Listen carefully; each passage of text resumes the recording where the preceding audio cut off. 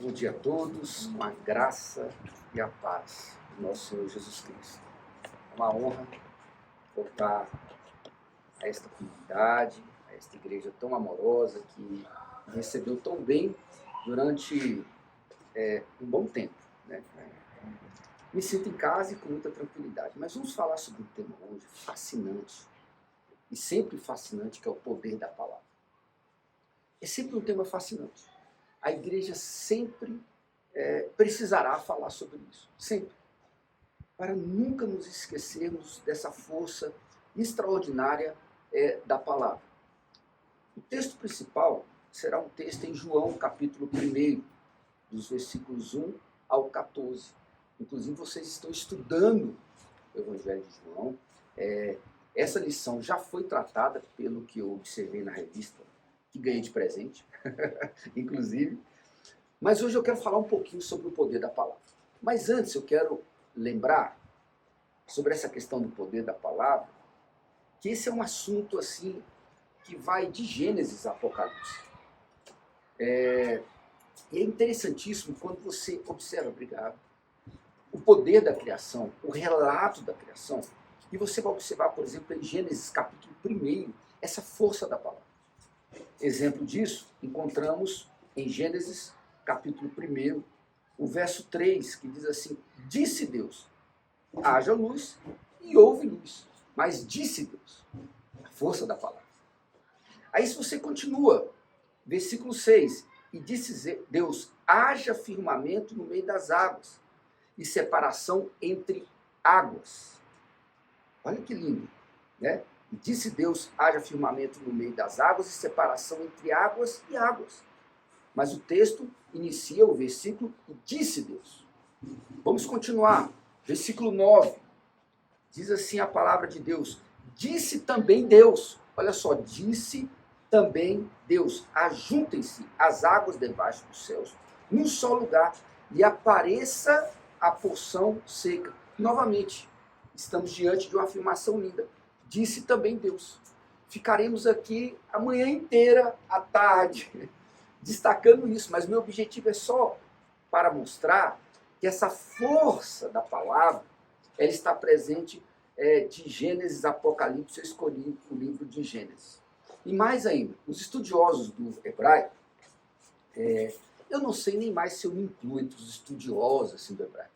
Durante um tempo, até eu estudei durante 6 anos, assim, como a judia, e me aprofundei na língua hebraica, enfim. Hoje eu não estou assim tão, eu diria assim, nessa categoria de estudioso do hebraico. Não tenho estudado com frequência. Mas os estudiosos do hebraico, eles afirmam que esse relato, na verdade, não é um relato simples.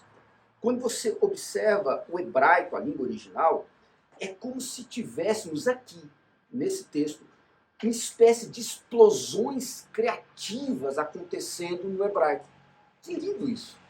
Daria uma discussão assim maravilhosa, até olhando para a ciência, olhando para algumas questões, mas não é o objetivo hoje. Mas, na verdade, não é simplesmente declarações, disse Deus, e tal, também disse Deus. Não é isso apenas. Na língua hebraica, é uma explosão criativa diante de uma palavra. Mas é lindo saber que a palavra de Deus continua criando, que a palavra de Deus continua restaurando, que a palavra de Deus continua provocando essas explosões maravilhosas e criando coisas, mudando cenários. Então nós continuamos diante da força explosiva da palavra. Mas olhando especificamente para João, capítulo 1, alguns versículos iniciais eu lerei, depois vamos ler outros, diz assim: no princípio era o verbo, e o verbo estava com Deus. É o verbo. E o verbo era Deus. Ele estava no princípio com Deus. Todas as coisas foram feitas por intermédio dele, e sem ele, nada do que foi feito se fez. A vida estava nele, e a vida era a luz dos homens. Que lindo isso. Que lindo, que lindo. E aí, quando você lê tudo isso, e você continua nesse relato maravilhoso, aí o versículo 14 é espetacular também. Porque diz assim: e o verbo se fez carne e habitou entre nós. cheio de graça e de verdade. E vimos a sua glória, glória como do unigênito do Pai. Então, esse versículo 14 em especial, eu pretendo me deter no versículo 14, ele é, assim, de uma riqueza para a igreja. Qualquer igreja. Uma igreja que está crescendo, uma igreja que está sendo plantada, uma igreja que já foi plantada, uma igreja vibrante. E muitas igrejas, elas se perdem depois de um tempo, porque elas vão perdendo a força da palavra. Gente, a palavra continua nos transformando, sabe? Isso é maravilhoso. Então, é o que eu estou dizendo. Essa palavra de hoje, ela é adequada para qualquer igreja. Uma igreja que está em pleno crescimento, uma igreja que vai completar 2 anos, é a igreja que eu estou congregando aí, vai completar 2 anos, está com indo para quase 700 membros, mas isso não importa. Qualquer igreja, uma igreja com 10, com 15, com 1000, uma denominação forte no Brasil, todas as igrejas precisam se deparar com a força da palavra. E não abandonar jamais essa força. João, quando termina de escrever Apocalipse, tem uma advertência lá em Apocalipse. Depois você leia com calma. Uma advertência de que aquele que retirar palavras, o último livro da Bíblia, aquele que retirar palavras do livro desta profecia, Deus lhe tirará a sua parte da árvore da vida e da cidade santa. Está no último livro da Bíblia. Veja que o primeiro livro da Bíblia, ele destaca a força, né, a explosão criativa de Deus. E o último livro da Bíblia faz essa advertência. A situação é tão grave que precisou do reverendo Augusto Nicodemos, de uma maneira até assim, eu diria até assim, brincalhona, mas ele falou assim, se você quer ouvir a voz de Deus, leia a palavra. Mas caso você queira ouvir de forma audível a palavra de Deus, leia a Bíblia em voz alta. Mas continue lendo a Bíblia. Sabe, gente, é isso. Eu sei que ele brincou um pouco, mas na brincadeira tem uma seriedade, né? O que o Nicodemos está destacando é isso. Assim. A gente precisa voltar à força da palavra. Eu presenteei meu filho ontem, que ele gosta muito de leão. Né? O quarto tem leão, então ele é fascinado pela figura do leão da tribo de Judá, né?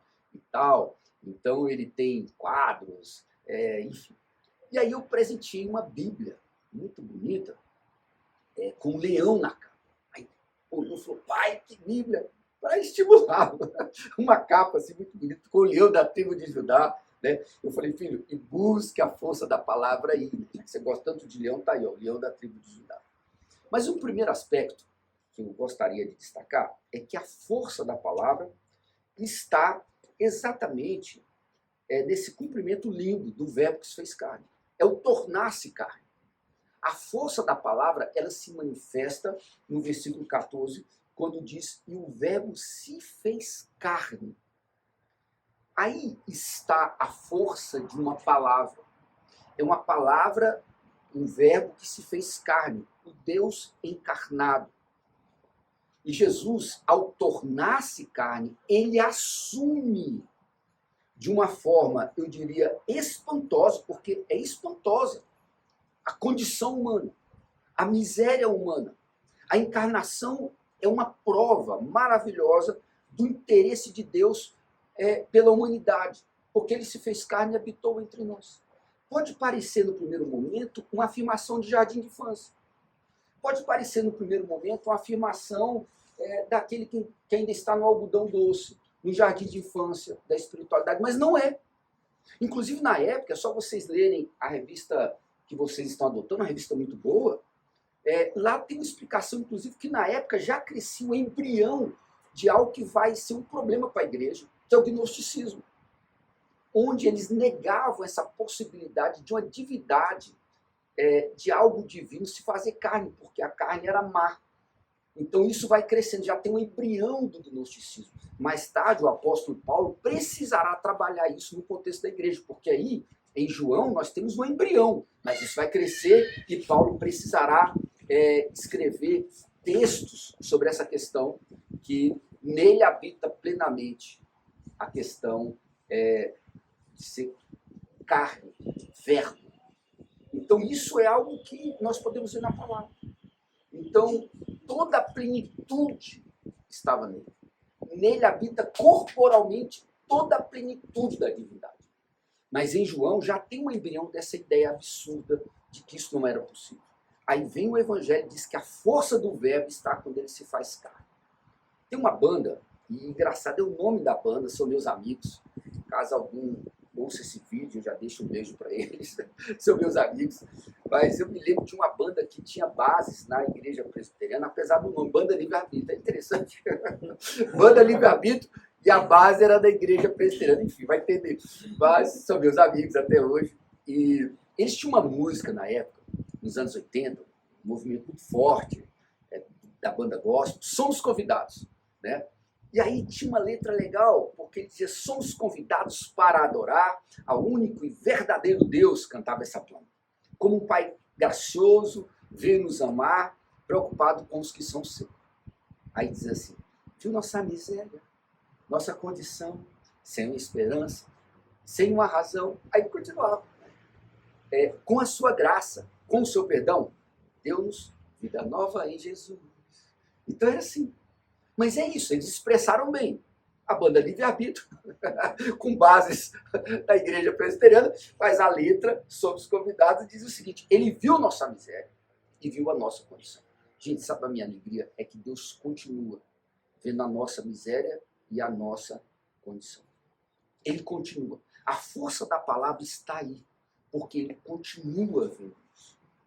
E o mais interessante, que quando lemos o trecho dessa música, né, sem uma esperança, viu nossa miséria, nossa condição, sem uma esperança e sem uma razão. A igreja não pode desistir disso. Se a igreja desiste disso, ela vai ter um problema grave, porque a força da palavra que se faz carne. Eu estava, acho que bem recentemente mesmo, eu estava passando por um comércio do Guará, muito recentemente. Eu estava lá, tal, e tem uma loja lá que eu conheço o dono, uma loja de suplementação alimentar e tal, essa coisa para atletas de alto rendimento, atletas também que só treinam. E aí ele está até ampliando a loja, ele é muito importante nesse universo da suplementação. E ele sabe que eu sou pastor, porque sempre eu falo com ele, meu filho compra lá whey protein, creatina e tal. E aí ele sabe que eu sou pastor, e um dia eu estou indo lá, passando pelo açaí, e ia lá dar um abraço nele. Ele estava numa reunião no açaí, ao lado da loja dele. Eu falei assim, aproveitando que você está aí, pastor, não vou perder a oportunidade. Gente, ele sai da loja, o menino é quase 3x4. Aí ele falou assim, vamos aproveitar e você vai pregar agora. Eu falei, sim, vou pregar. Agora? Você agora. Ele chegou pro rapaz do açaí, ele tem muita moral lá, vem pra cá. O rapaz falou, mas eu tô trabalhando, vem. E tinha um pessoal descendo da academia, aqui em cima tem uma academia, a Blue Fit. E ele conhece os malhadores. A turma foi descendo, eu falei, vem pro culto, é agora. Gente, quando eu vi, eu não estou exagerando, eu tinha lá um grupo, assim, no meio do nada, assim. Fizemos um culto, estávamos ali, aí ele falou assim, e você? Tinha uma menina que eu conheço, esposa de um grande amigo, estava no açaí dela tranquilo, eu falei, você já pode também. Gente, foi muito engraçado. Todo mundo reunido.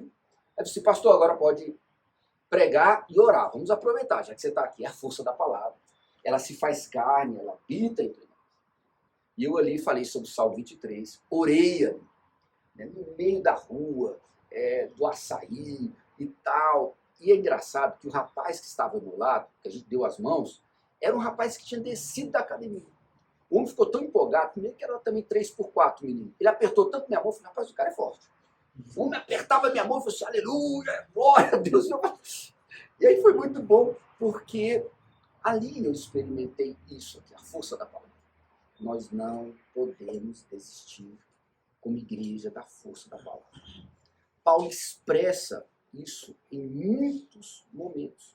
Essa riqueza, essa beleza da encarnação. Quando Paulo escreve sua carta aos Filipenses, ele diz, pois ele, subsistindo em forma de Deus, não julgou como usurpação o ser igual a Deus. Mas veja, quando Paulo diz isso, ele vai descrevendo uma característica do ministério do Messias. Filipenses capítulo 2, ele vai falar sobre isso. Ele diz, tende em vós o mesmo sentimento que houve também em Cristo Jesus. O sentimento é o mesmo. O que ele fez?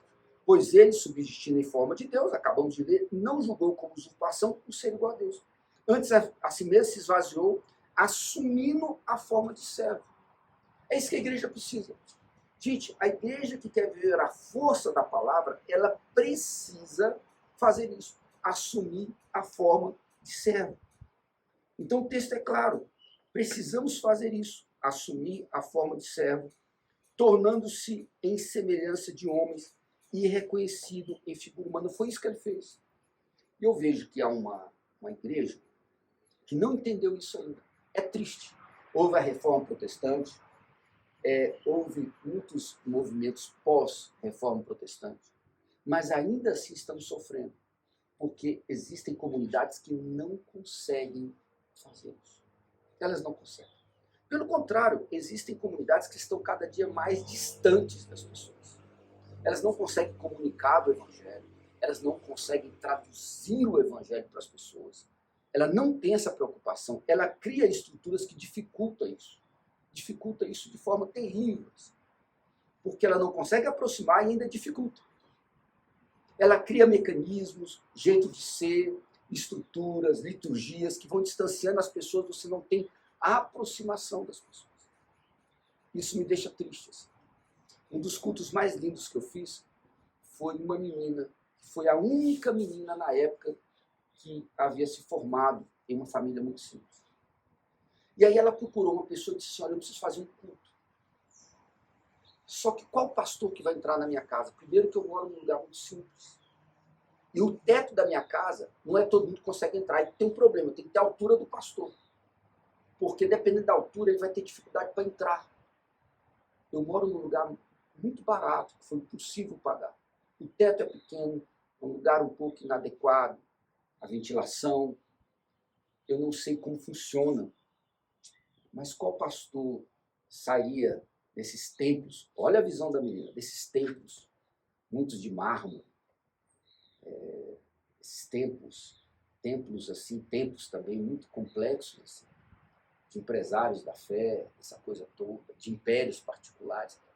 Aí o meu amigo falou, não, eu conheço um pastor que vem aqui, mas tranquilo. Assim. O pastor Júnior, ele vem na hora, com toda a alegria do coração. Ele me ligou e falou, pastor, você pode? Eu falei, mas é claro.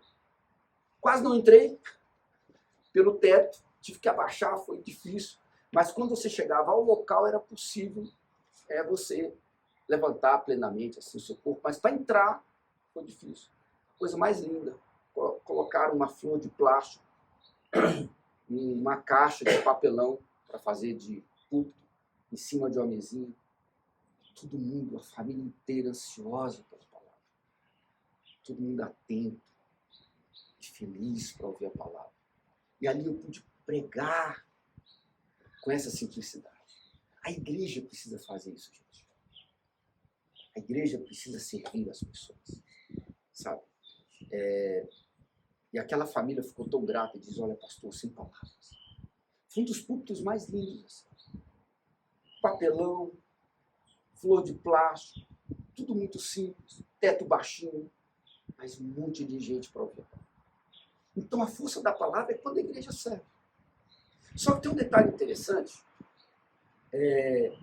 essa capacidade de assumir a condição humana, de servir nossos semelhantes, é o que Paulo está destacando.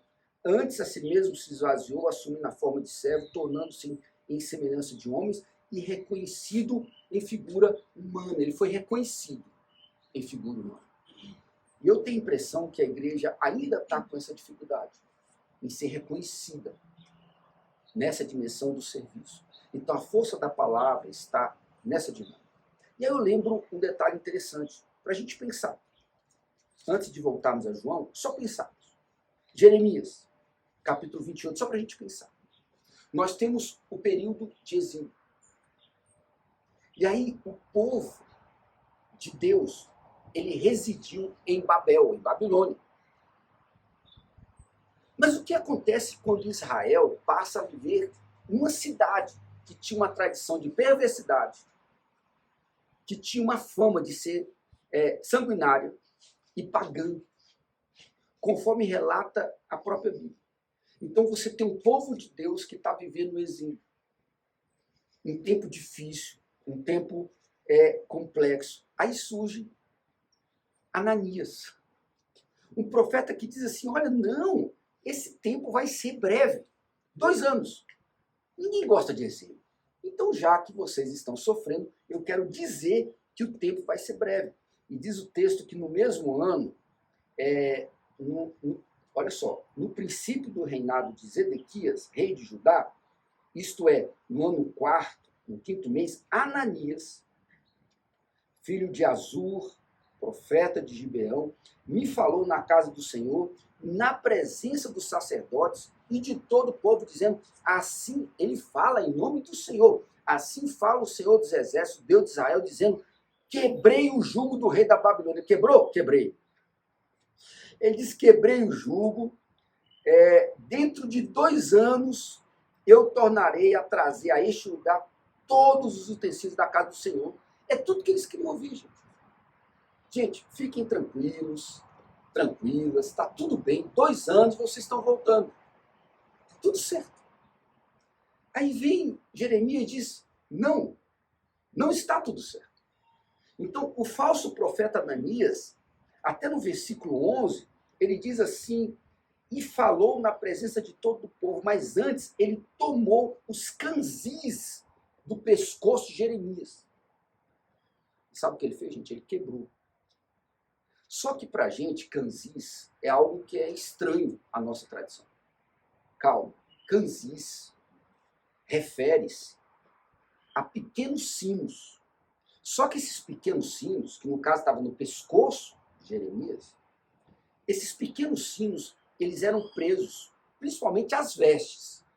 Era comum você ter canzis, esses sinos, nas vestes, mas estava aqui no pescoço de Jeremias. E o que esses sinos simbolizavam? Se você observar na Bíblia, lendo com cuidado, eles eram presos às vestes dos sacerdotes.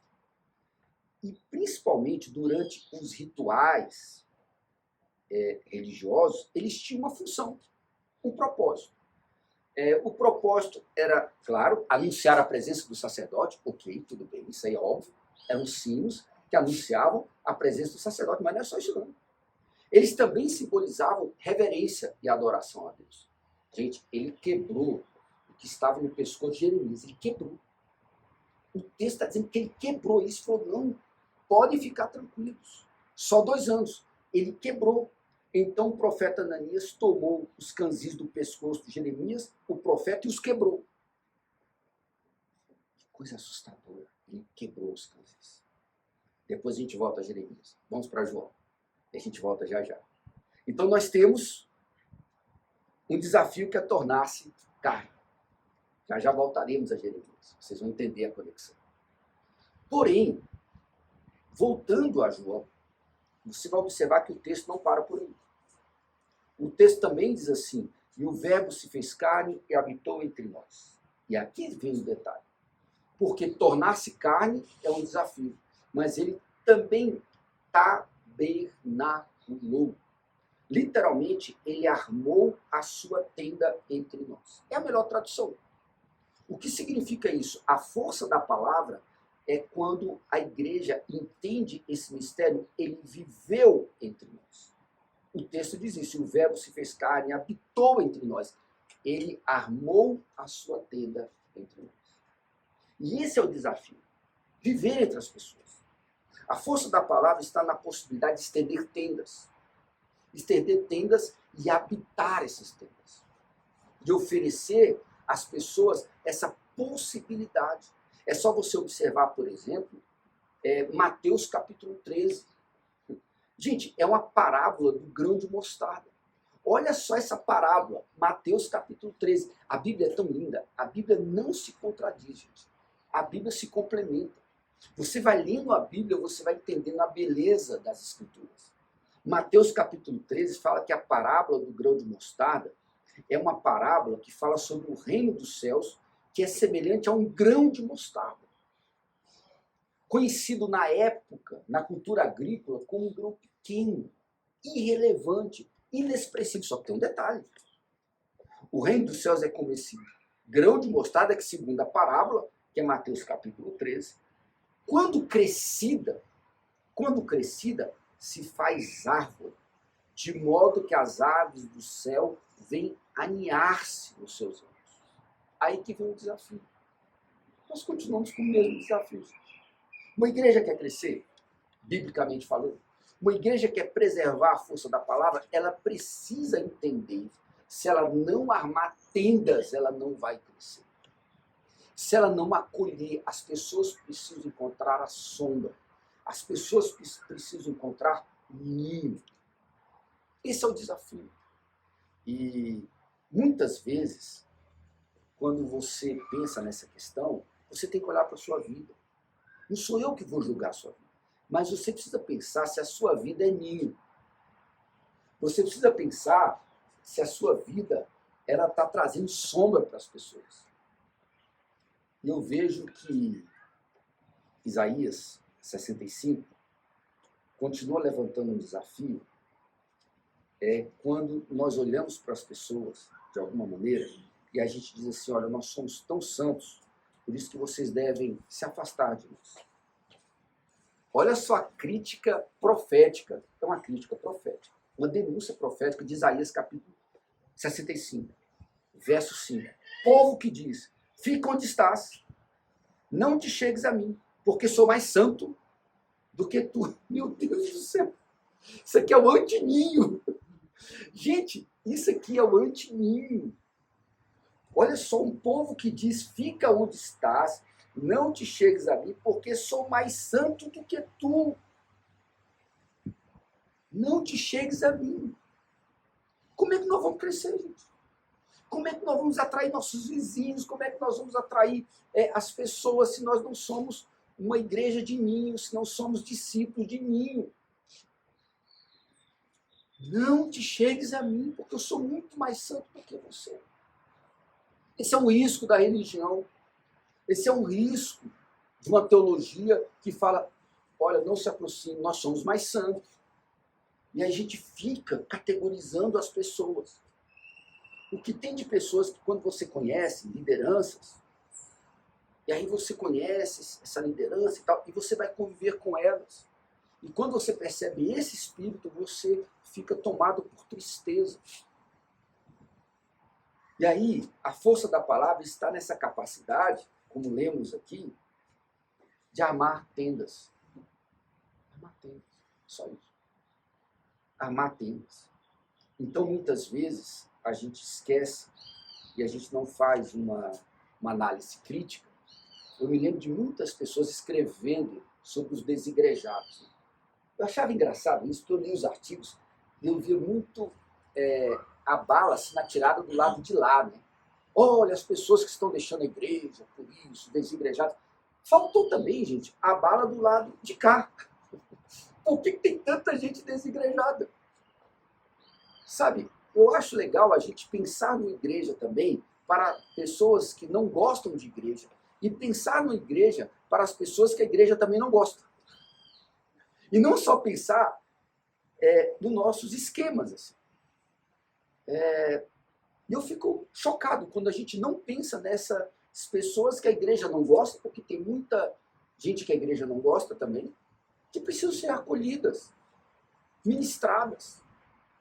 Eu me lembro agora de uma frase que eu ouvi semana passada, de um aluno que eu estava em reunião com ele por causa de um projeto. Ele não está mais no Brasil, mas ele está aqui no Brasil temporariamente.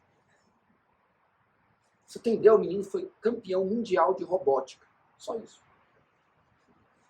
Campeão mundial de robótica. Foi um aluno meu. Sabe qual foi a declaração dele mais linda? Não foi a parte acadêmica. Ele disse assim, quando eu escrevi um dos meus livros, eu nem cria na possibilidade da existência ou da não existência de Deus. Para mim isso era irrelevante. Mas hoje eu posso falar nessa mesa que eu sou discípulo de Cristo. Aí olhou para mim e falou, meu mestre está aqui. Gente, se naquele momento Deus dissesse assim, olha, toda a sua atuação como educador, o que você mais valoriza? Isso. Não são as aulas que eu preparo. Não são as aulas que são ministradas com esmero, também, ok, eu preparo com muito cuidado, mas não é isso. Eu ouvi isso de uma vida. Aí eu lembrei de Jesus naquele momento, do que vale o homem ganhar o mundo inteiro e perder sua alma. Mas o que daria um homem em troca da sua alma? É isso, é a igreja ser sombra, é a igreja ser ninho. Eu faço essa pregação tem pouco tempo, uns 26 anos que eu faço essa pregação. Já fui muito mal compreendido, porque as pessoas não entendem isso. Elas não entendem isso. Muitas pessoas ouvem uma palavra dessa, eu já sei disso, pastor, isso eu já li João, já li... Sim, gente, mas veja, voltando a Jeremias, olha, a Bíblia é linda. Um profeta diz o quê?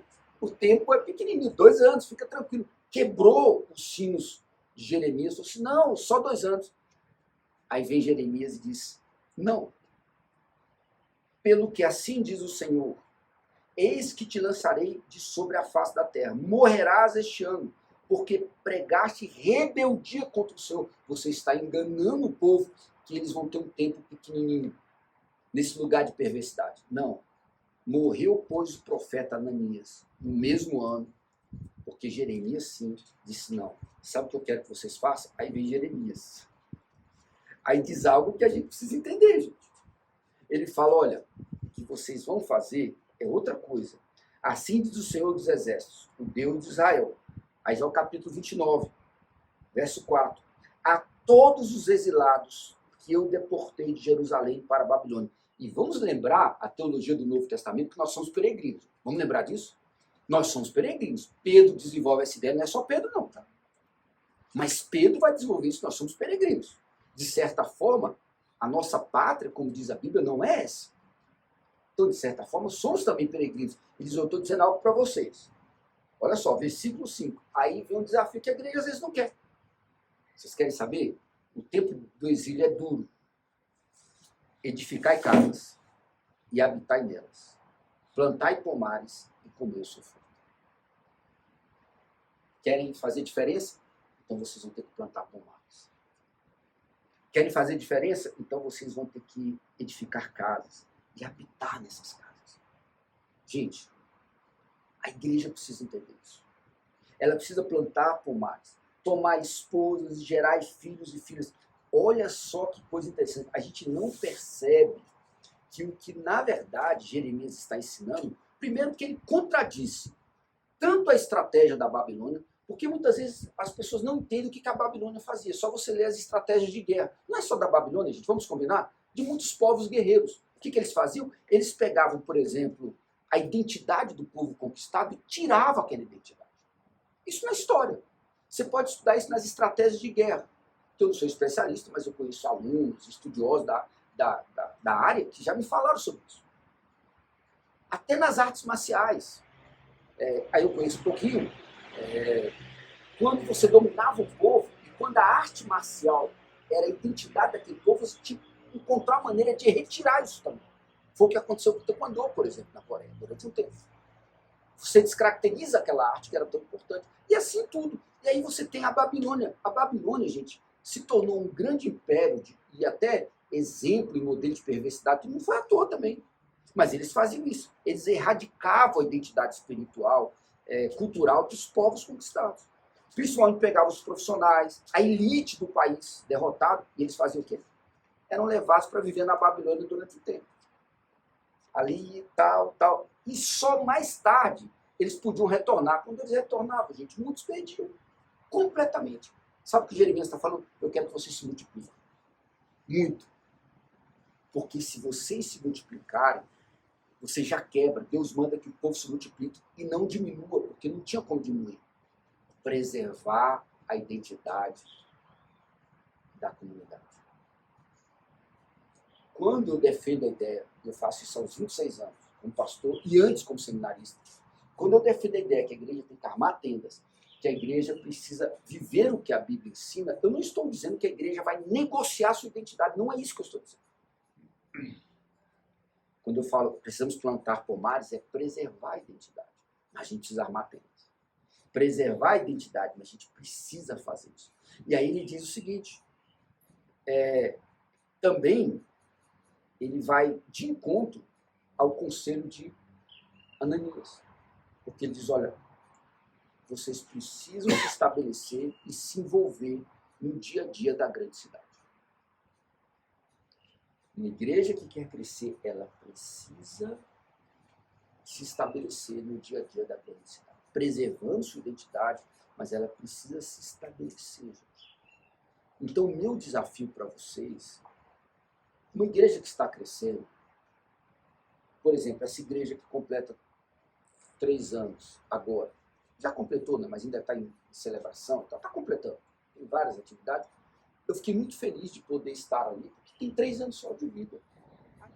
E eu vejo que a igreja perde grandes oportunidades na música, no teatro. Uma grande companhia de teatro, talvez a maior hoje de humor do Brasil, talvez a maior.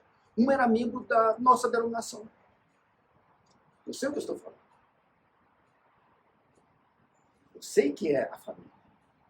E sabe por que ele saiu da igreja? Uma razão, disse, gente, eu queria fazer um teatro diferente, com mais criatividade, fugir daquela questão mais tradicional que todo mundo fazia. Aí falaram para mim, não, você faz assim, eu não faz. Gente, mas eu só estou propondo novas metodologias.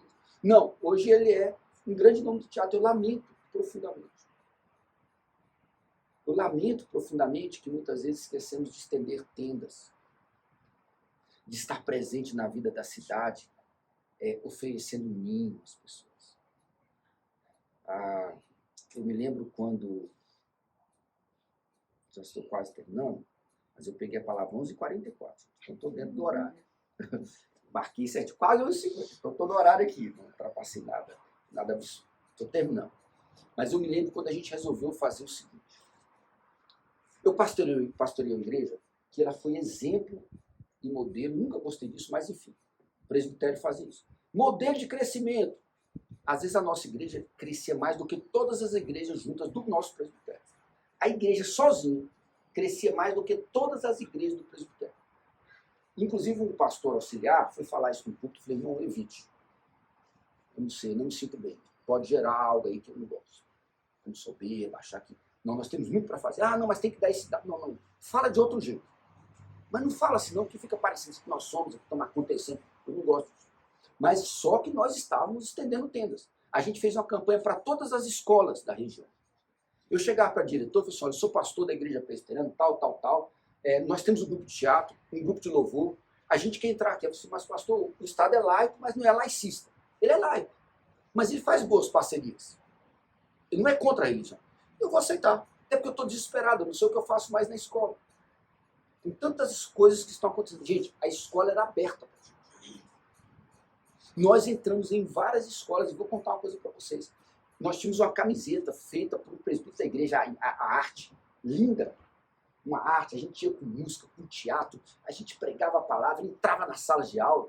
Foi ameaçado, na época, por um líder lá, comunitário. Não quero dar detalhes sobre isso, mas eu quero dizer o seguinte, muitas vidas foram alcançadas. Para vocês terem ideia, às vezes eu estava na igreja, chegava alguém na porta da igreja e falava assim, aqui é aquela igreja que faz aquele trabalho? Então, eu ouvi a palavra e fiquei sabendo, estou aqui. Como é que a igreja, a gente quer crescer parado? Uma pessoa me disse assim, pastor, sabe por que nossa igreja não vive isso aí que você está pregando? Porque a gente é pequenininho demais. Eu falei, você está enganado.